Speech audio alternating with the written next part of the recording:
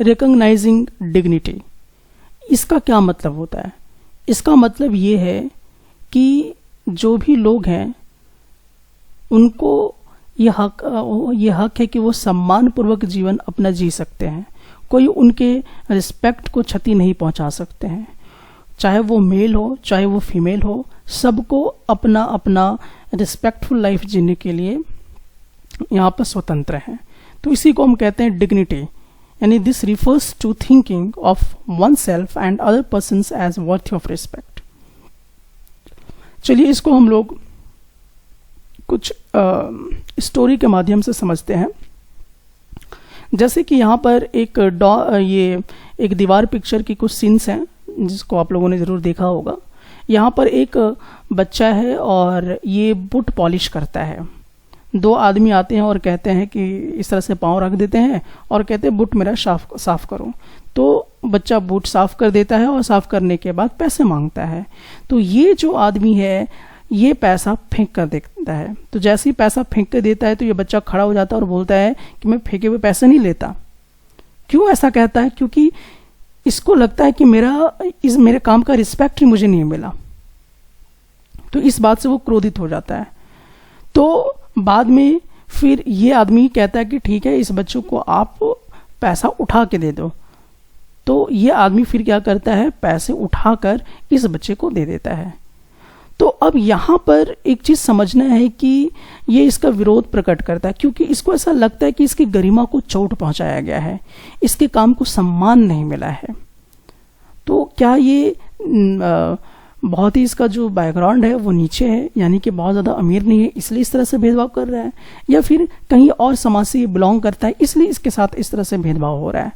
तो इस तरह की जो सिचुएशंस क्रिएट होती हैं, ठीक है, तो इसमें हम लोग जो देख रहे हैं कि ये जो लड़का है वो कहीं ना कहीं क्रोधित हो जाता है, क्योंकि इसे महसूस होता है कि इसका जो काम है उस काम का रिस्पेक्ट इसे नहीं मिल पा रहा है।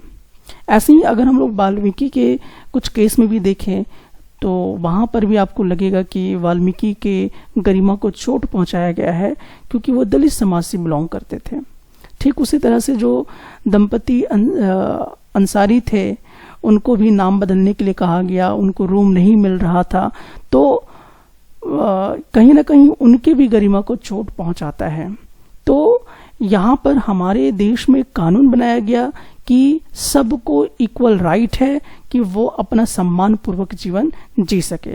तो प्रोविजंस इन द कॉन्स्टिट्यूशंस, तो हमारे कॉन्स्टिट्यूशन में एक प्रावधान है कि कोई भी व्यक्ति को आप डिस्क्रिमिनेट नहीं कर सकते हैं कि वो किस जाति से बिलोंग करता है, किस एरिया से बिलोंग करता है, वो कहाँ का रहने वाला है, या फिर वो मेल है कि फीमेल है, पिछड़ा जाति है, अमीर है, गरीब है। आप इसके आधार पर उसके साथ शोषण नहीं कर सकते, उसके साथ भेदभाव नहीं कर सकते हैं।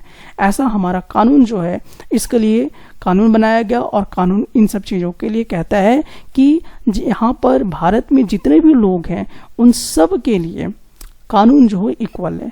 जो राष्ट्रपति के लिए कानून लागू होते हैं वही कानून एक आम आदमी के लिए भी लागू होता है। जैसे कि हम लोग इस स्टोरी में जान चुके हैं कि जो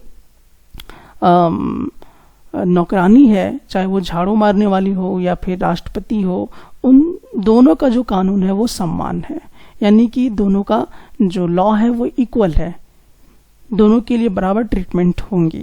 तो ऐसा हमारा कॉन्स्टिट्यूशन जो है वो लिखता है। आप किसी के रिलीजन के आधार पर, जाति के आधार पे, उसके जन्म स्थान के आधार पर या मेल फीमेल के नाम पर आप उसको भेदभाव नहीं कर सकते, आप उसकी गरिमा को चोट नहीं पहुंचा सकते हैं। तो ऐसा अब लिखित तौर पे हमारी कॉन्स्टिट्यूशन में एक प्रोविजंस जो है वो बना दिए गए हैं।